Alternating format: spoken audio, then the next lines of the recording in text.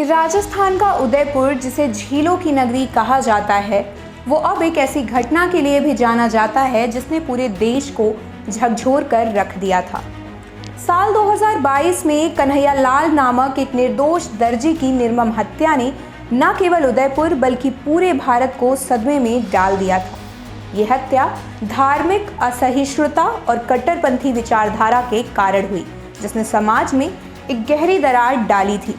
कन्हैया लाल का कसूर बस इतना था कि उन्होंने एक विवादास्पद सोशल मीडिया पोस्ट को लेकर अपना समर्थन दिखाया था। इसके बाद दो युवकों ने योजना बनाकर कन्हैया लाल की दुकान में घुसकर दिन दहाड़े उनकी गला रेत कर हत्या कर दी। ये हत्या इतनी क्रूर थी कि पूरे देश ने इसे टीवी और सोशल मीडिया पर देखा, जिससे इंसानियत शर्मसार हो गई। इस हत्या ने पूरे भारत में सांप्रदायिक तनाव पैदा कर दिया था। उदयपुर की शांत झीलें उस दिन खून के रंग से लाल हो गई थी। जनता में आक्रोश था, सड़कों पर विरोध प्रदर्शन हुए और पूरे देश से न्याय की मांग उठी। पुलिस ने त्वरित कार्रवाई की, हत्यारों को गिरफ्तार किया और उन पर कड़ी कानूनी कार्रवाई करने के वादे किए। ऐसा लगा कि न्याय जल्दी ही मिलेगा और दोषियों को उनके लिए सजा भी मिलेगी। लेकिन आज जब हम उस घटना के कुछ साल बाद की बात कर रहे हैं, तो एक बार फिर से उदयपुर के लोग स्तब्ध हैं। खबर ये है कि कन्हैया लाल के हत्यारे अब जेल से रिहा हो चुके हैं। ये खबर सुनते ही शहर भर में फिर से गुस्सा फूट पड़ा है। कई लोग पूछ रहे हैं, क्या ये न्याय है? जिन्होंने निर्दोष कन्हैया लाल की हत्या की, वो आज आज़ाद घूम रहे हैं।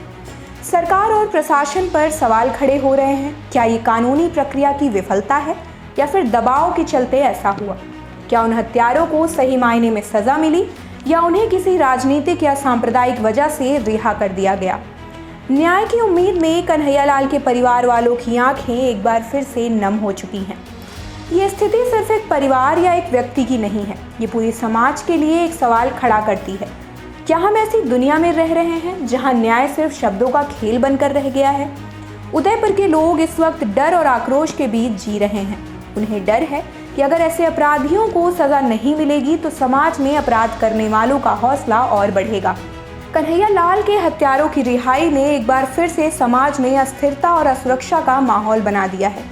प्रशासन और सरकार पर दबाव बढ़ रहा है कि वे इस मामले को गंभीरता से लें और दोबारा न्याय प्रक्रिया पर विचार करें। कन्हैया लाल के परिवार के लिए न्याय की इस लंबी लड़ाई ने उनके जीवन को बदल कर रख दिया है। उन्हें उम्मीद थी कि दोषियों को सख्त सजा मिलेगी, लेकिन आज उनकी उम्मीदें टूटती हुई नजर आ रही हैं। ये घटना इस बात का प्रतीक है कि हमारे न्याय तंत्र को और अधिक मजबूत और पारदर्शी बनाने की ज़रूरत है।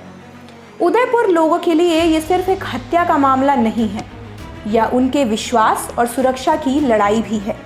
कन्हैया के बेटे ने कहा कि पिछले दिनों एक आरोपी की जमानत हुई थी और गुरुवार को एक और आरोपी जावेद की जमानत हो गई।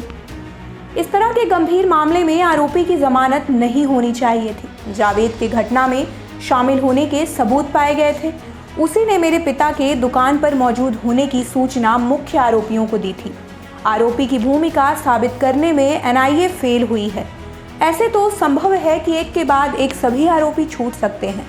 ये भी संभव है कि मुख्य आरोपी भी छूट जाएं और इस तरह से मेरे पिता को कभी न्याय नहीं मिल पाएगा। आप देख रहे हैं सौगंध टीवी, सौगंध वतन की।